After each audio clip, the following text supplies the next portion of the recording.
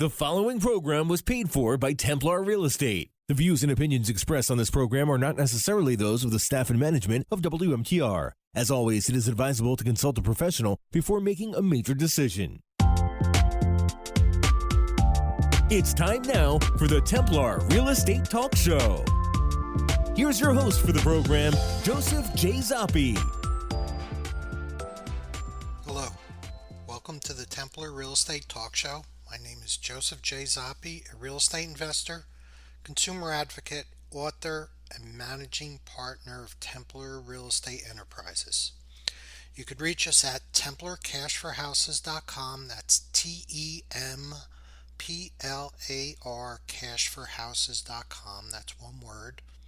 Or you could call us at 973-240-8593, and we can answer any questions you may have, or email us from our website, and we could possibly put on the show any topics you want discussed, or if you just want to ask us any questions in general.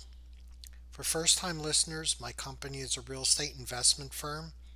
We buy houses for cash. We purchase apartment buildings. We do joint ventures with other real estate investors. We loan money for rehabs and provide transactional and gap funding. We will work with individuals that want to invest with us in single-family houses up to apartment buildings. We do not speculate, and we're very protective of our money and our investors' money. I'm not a real estate agent, and we're not a brokerage, but I have individuals on staff that are agents that can sell your house through the traditional multiple listing service. This show will go over everything there is about real estate and those things that impact real estate. We'll talk about our rehabs and some of our investments, what went well, what did not go well, and especially how we learned from them. We'll talk about the economy and interest rates. We'll discuss trends in the real estate market. Real estate is one of your biggest investments, so it's important you know as much as possible about it. I'm going to provide you with my opinion. It's only my opinion. I strongly encourage everyone to do lots of research in anything they do. Again, through recommendations are always very important, and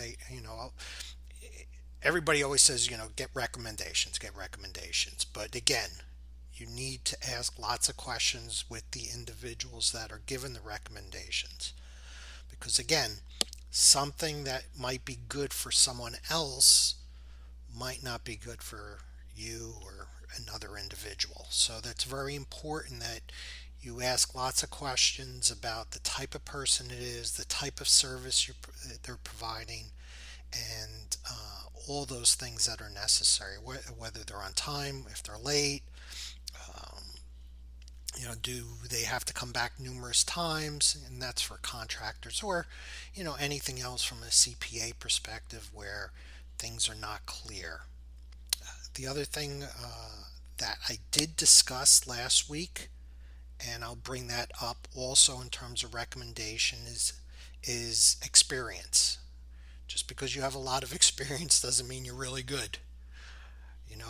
A lot of people say, well, they have 20 years experience, and I went through this example last week with an agent that said she had 22 years experience. Well, she might have 22 years experience, but she was not good. So it does not matter the number of years of experience. When I first started a long time ago in IT, I had like 2 years experience, 3 years experience, and I started at a insurance company. And I came in there and I was running circles around the individuals that had a lot of experience, like 20 years experience, so on and so forth. And, they knew a very small piece of the puzzle from an IT perspective. And the 2 or 3 years of experience that I had, plus my studying in college, I was, leaps and bounds above them. I could produce things quicker, and the technology I knew better. It was just, it doesn't matter always the number of years experience. It matters about the person. And sometimes that's very hard to determine if the person is who they say they are. It's like when we hire individuals, you never know if you're getting a good person or someone that's not good. They might look great on a resume, but it doesn't translate in terms of an effective employee. And I think that's one of the biggest things that's always a challenge for business owners. I was speaking to someone today on individuals, and she owns a deli, and we're talking a little bit about her expansion or possible expansion. And the biggest thing she says is, getting people. And then I correct her. I says, getting people is not the issue. It's getting good people. So that's always a challenge. But I have a great team, and I'm very blessed with that. So I'm always very happy with my group, and I'm very, very blessed, like I said, and it translates into great customer service for our clients, and that's just what we are. Also, I'd like to have a shout out to Jim and Sandy, as well as Paulette. Thank you guys for listening. I would also like to ask anyone that's right now looking for a position. I'm looking for a number of positions, and you'll probably hear me talk about this for a considerable amount of time. And that's because right now I'm looking for a position for a financial person, 6 or 7. And it takes a long time to find, like I said, good people. And the individual I'm looking for is for mergers and acquisitions type of individual, and that's really for the acquisitions of apartment complexes. This individual needs to be able to crunch numbers really well, strong financial background, maybe a previous CPA, someone that's very hardworking, and wants a good challenge, and that's the biggest thing. So we're again expanding, and we're looking for apartment complexes throughout the country. Not all states, like California, no, no, and New York, no, and Oregon, Washington, a number of those states we're shying away from right now, but other ones, we're very bullish on, and we'll continue to be bullish. I'll probably discuss, if I have time today, on some of the growth trends throughout the United States in terms of what states are having net increases of people as opposed to decreases of population, and there's a number of them, and it's pretty unique the way they're looking at things in terms of where people are migrating and where they're leaving. So I'll leave it at that, and hopefully I'll be able to have time to discuss that today. What I'd like to talk about today is also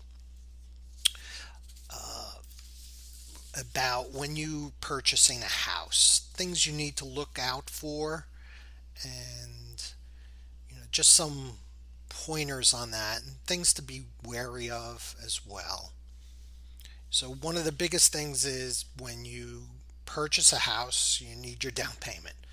Well, it's not only your down payment, that's one of the biggest things, and you have to factor that in from a budget perspective.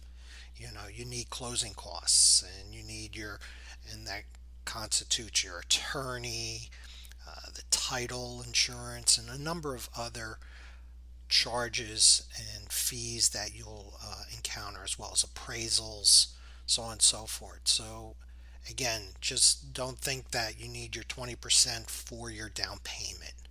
And that's very, very important.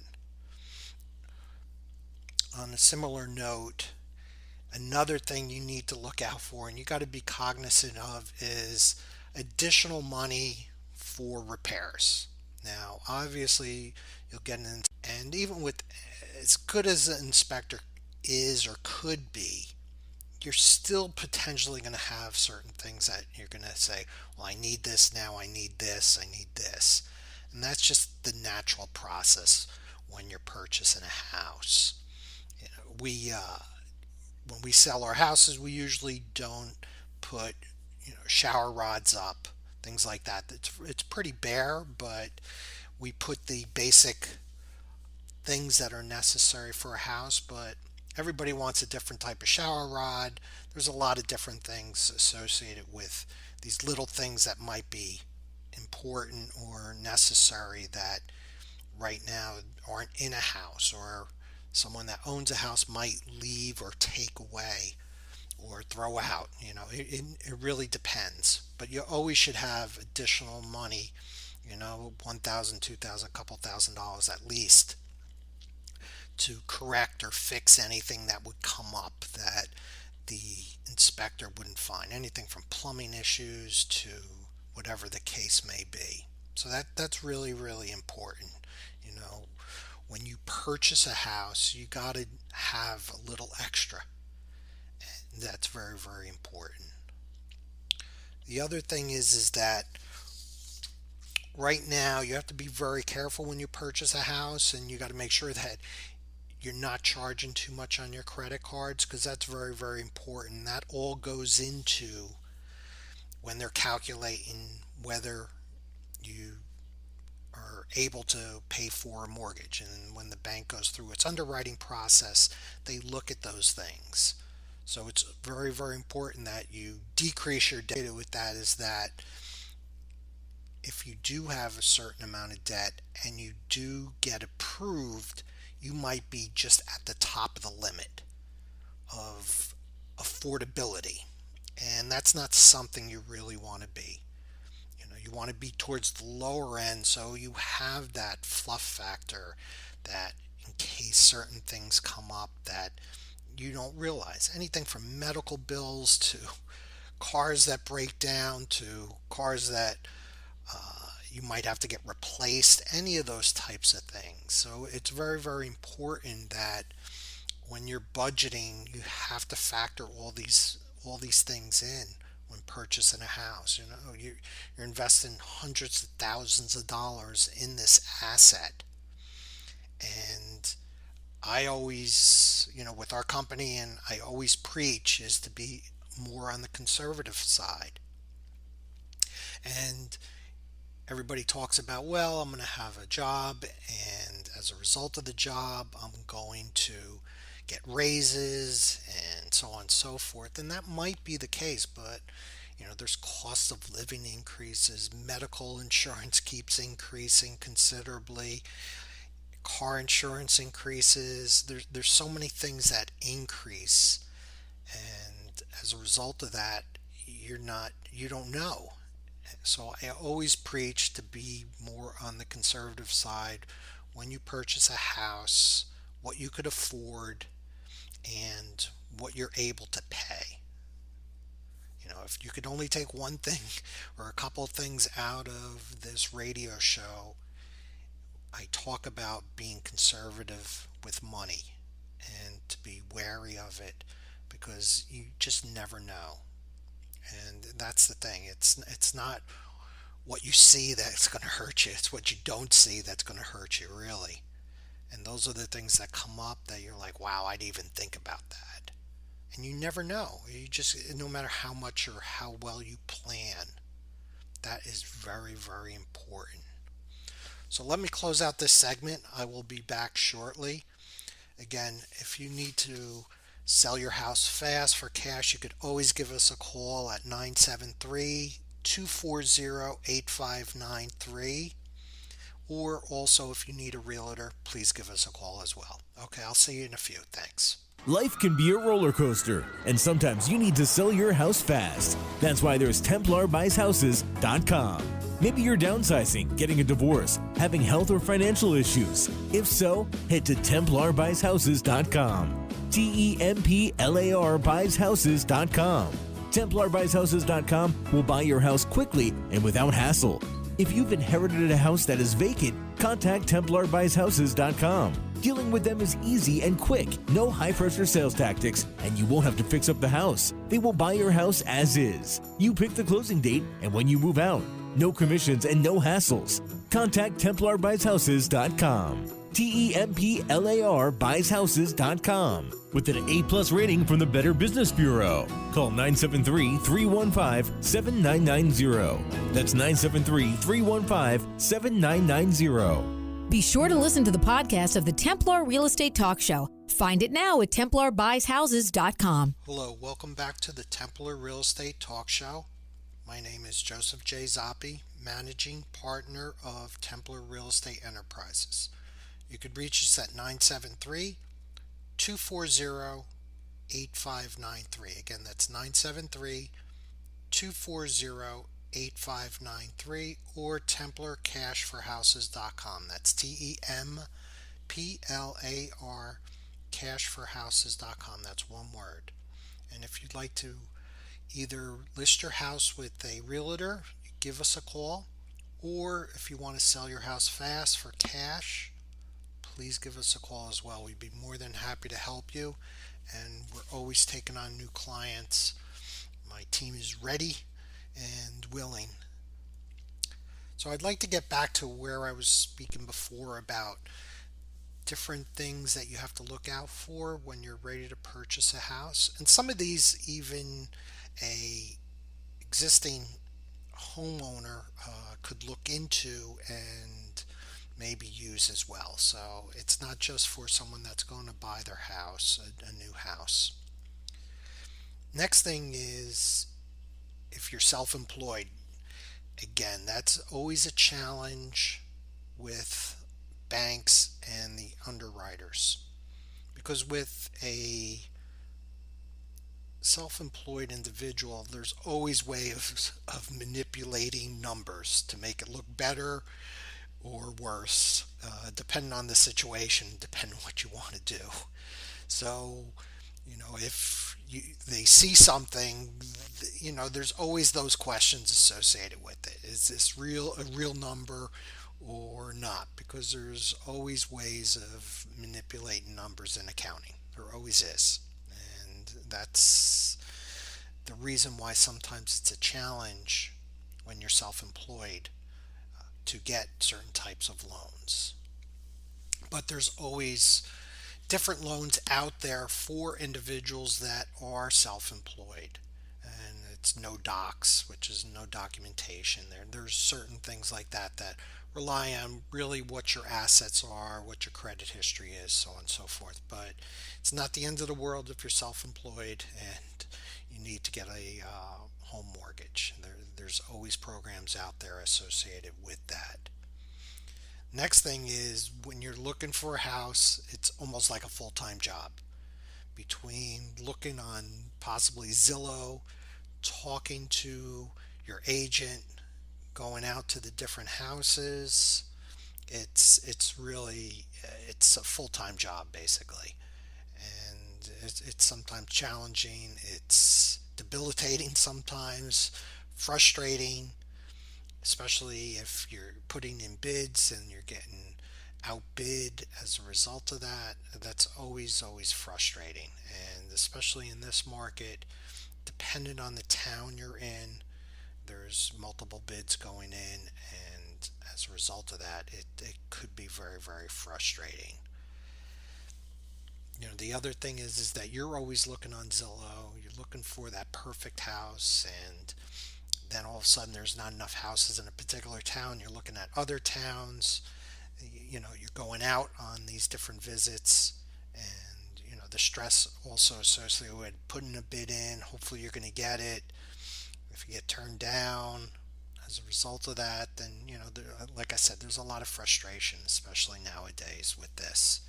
And that's something that is just the way the market is right now, especially.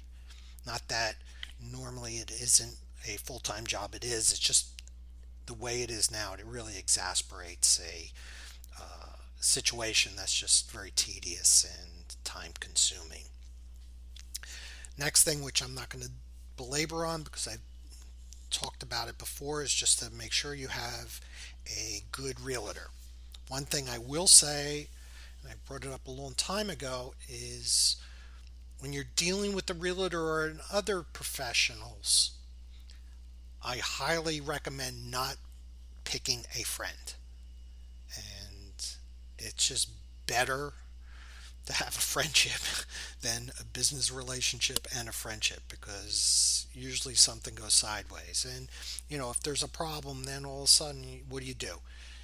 You know, you you sever the friendship, or sever both the friendship and the business relationship if there is a problem. So again, if you have a friend that is a realtor, I would just go with someone else. And I think it's for the best. And you could just tell them that. Say, listen, in case something goes sideways, I don't expect it to. I value your friendship more than the relationship. And they should understand that. And if they don't, well, then maybe you have to question their friendship as well. Because it's not about the money, really. It's about the friendship in the end.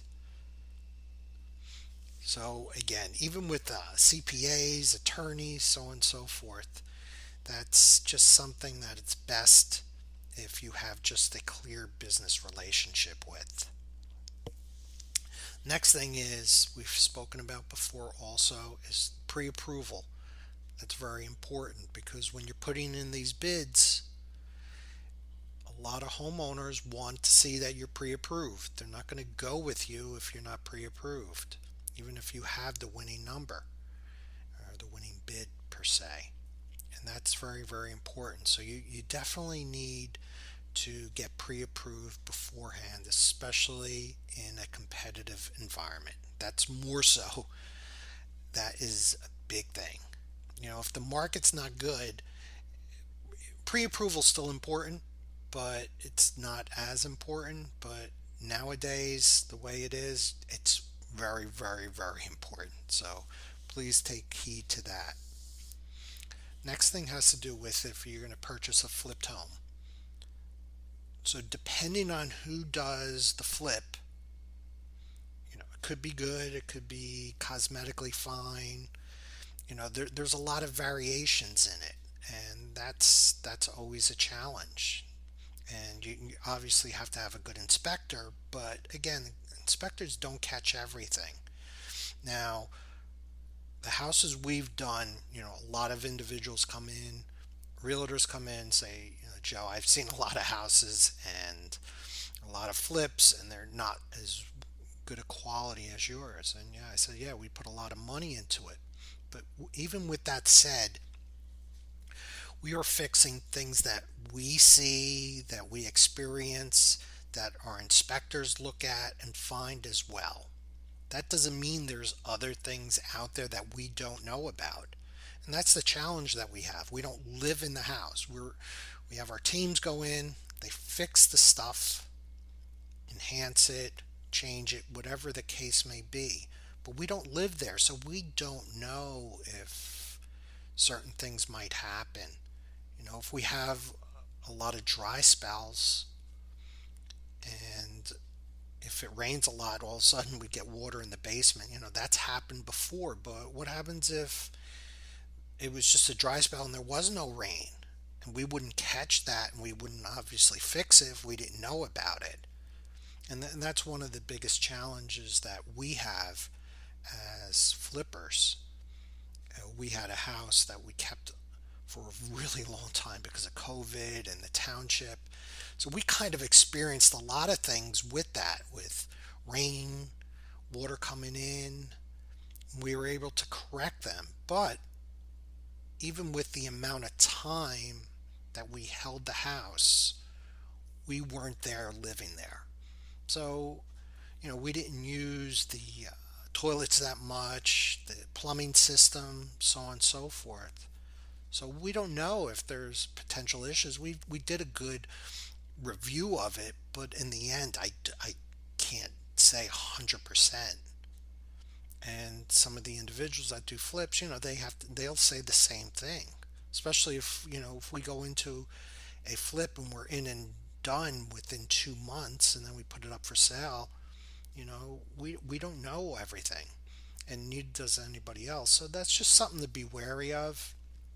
Again, certain individuals just do very cosmetic things, and you really don't know that there's underlying issues. That's the problem.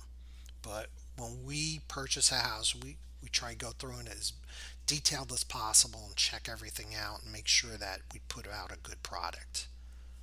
But that can't always be said of everybody else. The other thing is location.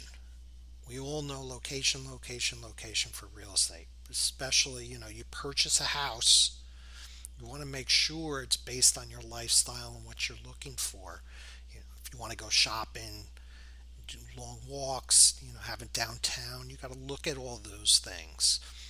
There was a study done recently on all these individuals that purchase houses, and a higher percentage than normal are have some buyer remorse as a result of it, because they just jumped into a house, they really didn't look at it in terms of the location, what they wanted, what the house offered, so on and so forth. So now you have these individuals that are not happy. And I said that a while back, probably May or June, saying that individuals are just buying houses. And there's going to be individuals that are going to say, well, I didn't like this, and maybe I'm not accustomed to this, and I shouldn't have done it. And it's coming to fruition on that. The other thing is, obviously, when you're looking at a house, make sure you check the basement out. That's one of the biggest things you need. The foundation is one of the most important parts of the house.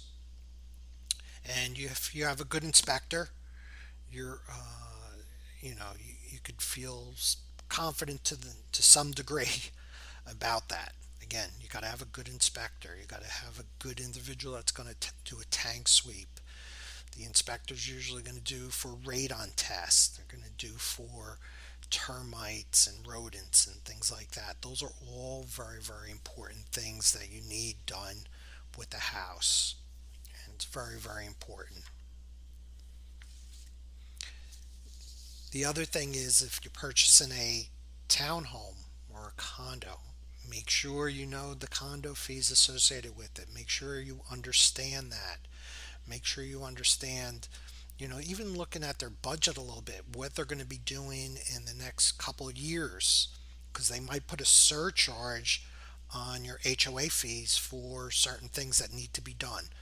I know way back when, this was maybe 15 years ago, we got a lot of snow, and my ex-wife, she had a surcharge for snow removal, and that was for over the next X amount of months. There was a surcharge. Now that you can't plan for, but there might be other things like new roof or other types of things that they didn't factor in, or they should have factored in, and there's going to be a surcharge associated with that. Some of that you could determine, some of that you cannot. But make sure you understand the HOA fees and the bylaws associated with it. When you go into a new HOA, homeowners association, you will probably be charged an additional amount of money, possibly $1,500 as someone that's joining it. So that's in the bylaws, so you can't go around that. Again, the other thing that's important is to make sure you understand those bylaws. Make sure your attorney has those bylaws. Make sure that they request the bylaws. And we had an agent that was stating that, we're selling or buying a condo for one of our clients, representing them, and the agent for the seller says, you don't need the bylaws right now. Wait till you purchase it, then you'll get them. And that's not the case at all. Do not, under any circumstance, do that. And this individual was representing it that that's the norm. Again, that's not the norm, or you shouldn't be. You should always be understanding those things. The other thing is, surveys are very, very important. Please get a survey done.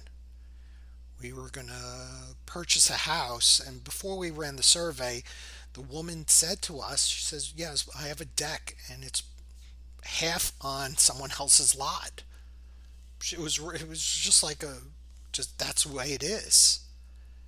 And so, please be careful about that because you're going to have to take down the deck if that's the case. The other thing, which all homeowners should do, existing ones as well as anyone that's purchasing it, is to look up on Google, and this is for New Jersey or any state, would be like New Jersey Sex Offender Internet Registry. So if you Google that, you're going to see any sexual offenders in your neighborhood or in your town. And if you're, single, and you're especially a woman or something, you want to know about those things. So you could just Google that and you'll be able to see any sexual offenders in the area. I'd highly recommend everyone do that, no matter what. Well, I got to close out the session, and I'd like to thank you very much. You could call us at 973-240-8593 or templarcashforhouses.com. Thank you very much. God bless and take care. Bye. Life can be a roller coaster, and sometimes you need to sell your house fast. That's why there's TemplarBuysHouses.com. Maybe you're downsizing, getting a divorce, having health or financial issues. If so, head to TemplarBuysHouses.com. TemplarBuysHouses.com. TemplarBuysHouses.com will buy your house quickly and without hassle. If you've inherited a house that is vacant, contact TemplarBuysHouses.com. Dealing with them is easy and quick. No high-pressure sales tactics, and you won't have to fix up the house. They will buy your house as is. You pick the closing date and when you move out. No commissions and no hassles. Contact TemplarBuysHouses.com. TemplarBuysHouses.com. With an A+ rating from the Better Business Bureau. Call 973-315-7990. That's 973-315-7990.